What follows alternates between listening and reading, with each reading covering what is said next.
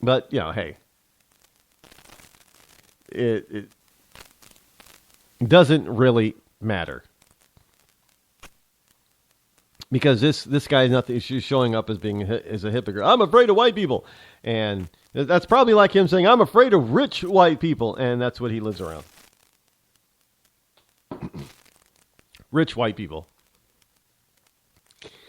And I'm not bringing this up to be as some sort of racial component, other than to say that it's not the right who's bringing race into politics constantly. It's not us on the right. It's always you. It's always you wonderful, caring people on the left that seem to have issues with race. Not those of us on the right. Sorry. Well, that's the truth. Sorry. Speaking of rich people,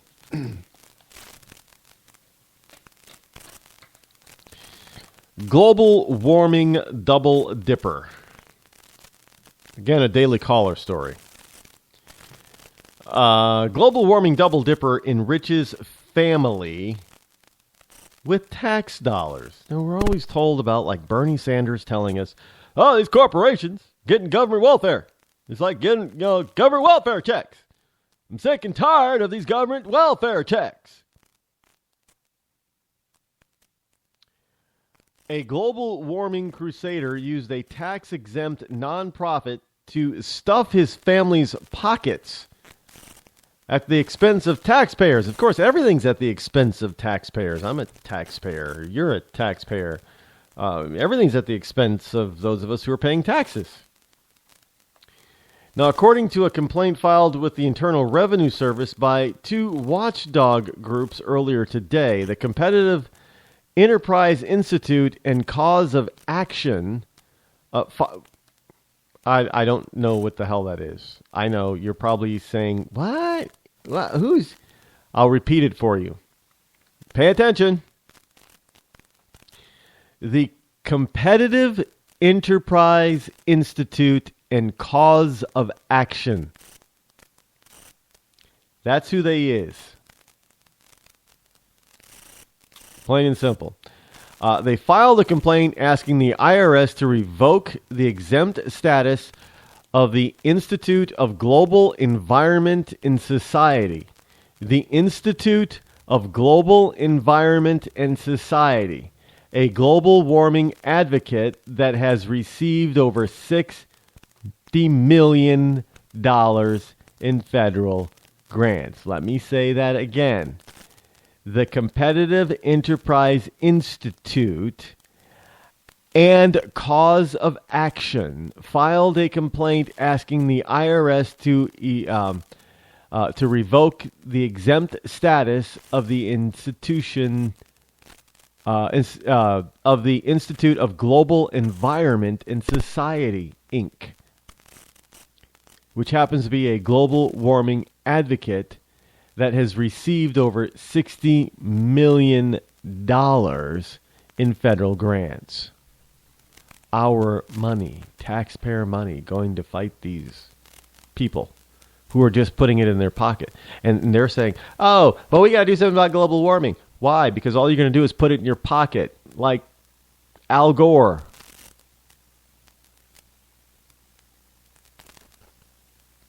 You know what Al Gore did? Right? Yeah, just like Al Gore. Now, the government said that the letter should be the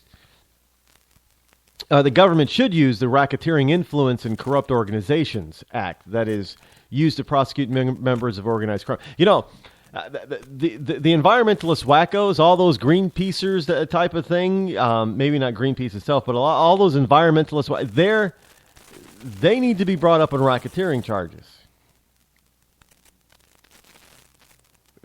Really, they do, because that's what they're all colluding together to try to take away your rights to do certain things with your own property, your own health, your own life, blah, blah, blah. No, you need to have us help you pay for everything and be insightful so you can be more well-rounded. I don't need to be more well-rounded. I'm well-rounded enough. I just need people to tell us the truth. Is the truth so hard to demand and so hard to ask for? Why is it so hard to get?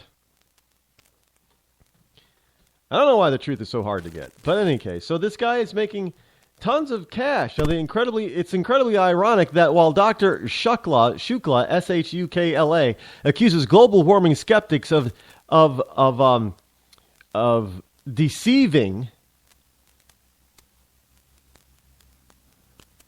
the taxpayer, of deceiving the public, his own environmental organization has been pulling a fast one on at taxpayer expense.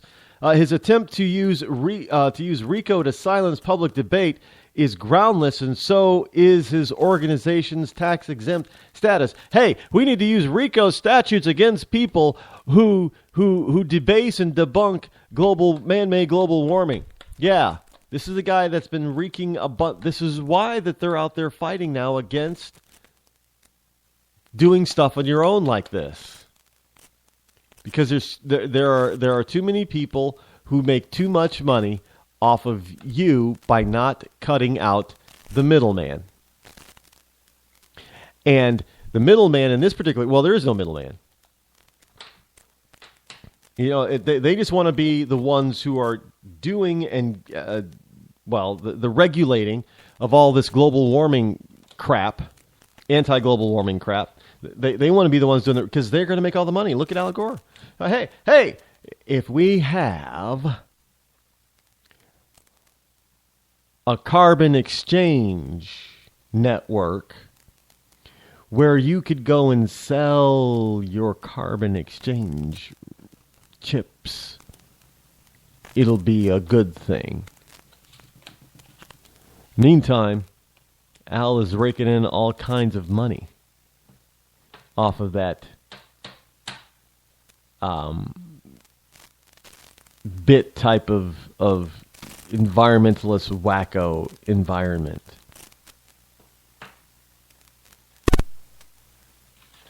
But hey, inconvenient truth was a very convenient tool to make Al Gore rich, and obviously for Shukla let me give you an example. Shukla received $333,000 from IGES in 2014 for working 28 hours per week. Oh, he worked 28 hours and got over $330,000. Wish I could do that. I'd stop working at Burger King and flipping burgers if I could make, that kind of bank.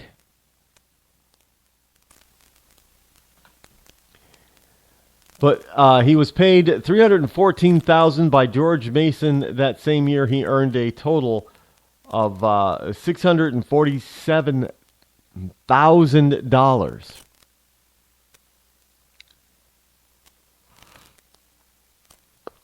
And he did he did it by raking you and me across the proverbial coals. Meanwhile, IGES business manager and Shukla's wife, Anastasia Shukla, received $166,000 in 2014, while his daughter Sonia is employed as their assistant with an undisclosed salary. So if he actually ever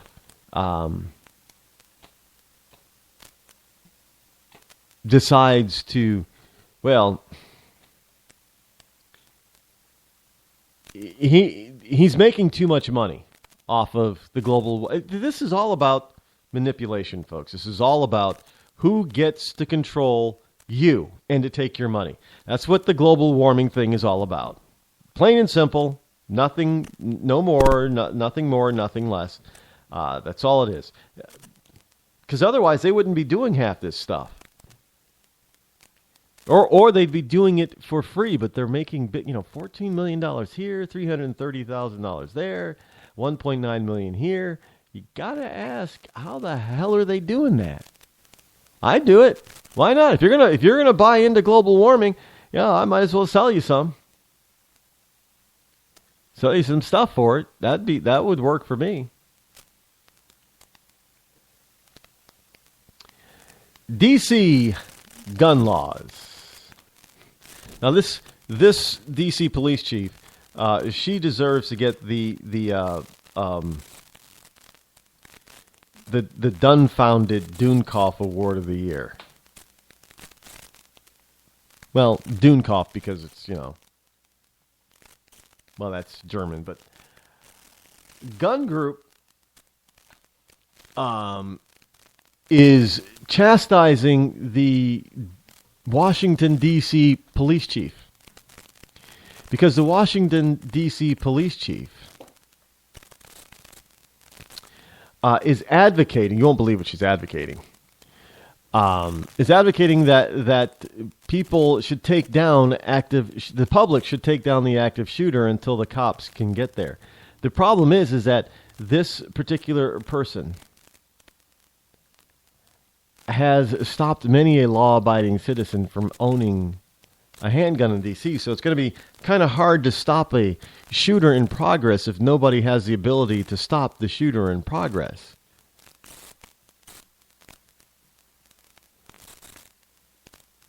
Plain and simple. Somebody needs to show me how you can do that. I mean, unless you're Jet Li or somebody, and you can, or Superman, it can run faster than a speeding bullet. That's pretty fast, by the way. How they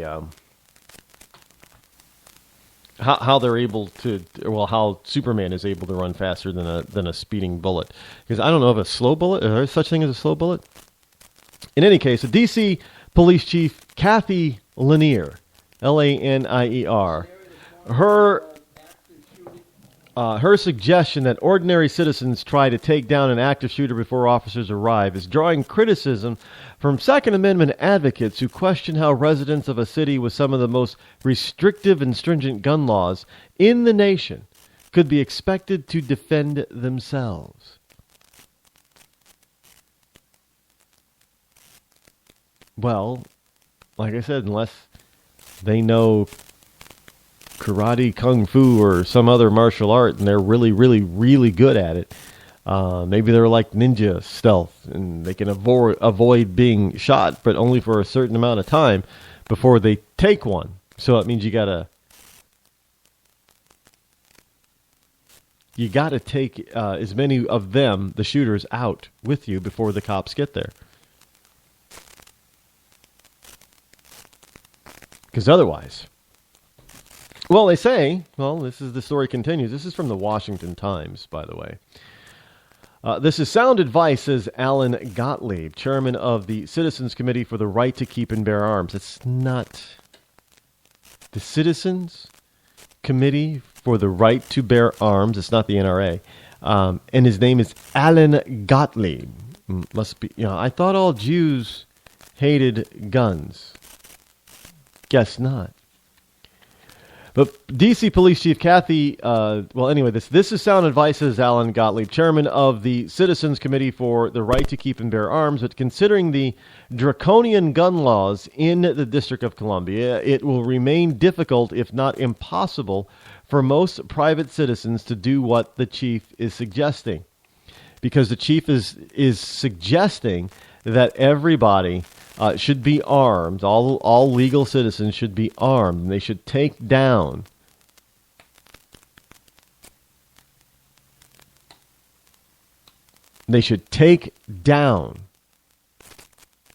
an active shooter.